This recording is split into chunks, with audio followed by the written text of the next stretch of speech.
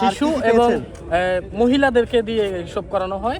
এই ব্যাপারে আপনাদের কোনো পদক্ষেপ আগামীতে জোরালো কোনো পদক্ষেপ থাকবে কি? সমস্যাটা তো ওই জায়গায় যে ওই অল্প বয়স্ক ছেলে মেয়ে যারা আছে, বিশেষ করে বাচ্চারা, ওই যে মেয়ে এবং ছেলে উভয়ই এখানে কিন্তু এই সব কাজে জড়িত, এবং মহিলারা বিশেষ করে জানে যে পুরুষ হলে তো এটা একটু ধরা সহজ, সহজে ধরা যায়, কিন্তু মেয়েদের তো আসলে খুব বেশি আমরা কিছু করতেও পারি না। অনেক সময় আগে থেকে যদি না জানা থাকে তাহলে মহিলা যাচ্ছে আমরা সাধারণত অ্যাভয়েড করা চলি, যে ঠিক আছে মহিলা মানুষ দরকার নাই। তো এটা আমরা জানি, এটা আমাদের অনেক তথ্য আছে, এই তথ্য নিয়ে আমরা কাজ করতেছি।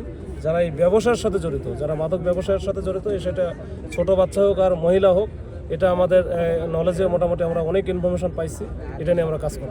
আরেকটি প্রশ্ন সংক্ষেপে রাখতে চাই, সেটি হচ্ছে এই উদ্যানে যখন অভিযান পরিচালনা করা হচ্ছে আমরা দেখতে পাচ্ছি বেশ কয়েকজন মাদকাসক্ত এখান থেকে পালিয়ে যাচ্ছে, তো গেটগুলো বন্ধ করে এবং পুলিশি পোশাক ছাড়া অভিযান করলে আরো একটু ভালো হতো কিনা, এই ব্যাপারটিকে কি মনে করেন? পুলিশের পোশাক মানে পোশাক ছাড়া আবার আসলে মানে সাদা পোশাকে না, বুঝতে পারছি যে আমরা ইউনিফর্ম ছাড়া আসলে আবার তখন আবার এটা নিয়ে আবার প্রশ্ন উঠবে, বা এখানে যারা দর্শনার্থী, এখানে তো অনেক হিউজ পরিমাণে দর্শনার্থী থাকে, যারা অনেকে একটু ঘোরার জন্য আসে, বেড়ানোর জন্য আসে, অনেকে ফ্যামিলি নিয়ে আসে। সেক্ষেত্রে আসলে ভীতির সঞ্চার হবে। ওই জন্য যখন পুলিশ দেখবে বা ইউনিফর্ম দেখবে, তখন হয়তো বা তাদের মধ্যে একটা আশ্বস্ত তারা হবে যে না, এটা তো পুলিশের হয়তো অভিযান চলছে। কয়জনকে গ্রেফতার করেছেন এই মুহূর্তে? আর কি পেয়েছেন, তাদের কাছে কি পেয়েছেন? গ্রেপ্তার এখন পর্যন্ত সংখ্যাটা সুনির্দিষ্টভাবে বলা একটু মুশকিল, আমরা থানায় গেলে বুঝতে পারবো। 15-20 জনের মতো হবে।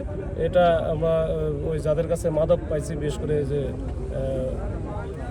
ছিল যে ইয়াবা তো না, আছে, তাদেরকে ধরা হয়েছে। এখন দেখা যাক, আমি যাওয়ার পরে এটা বললে তখন হয়তো বা সুনির্দিষ্টভাবে বলা যাবে।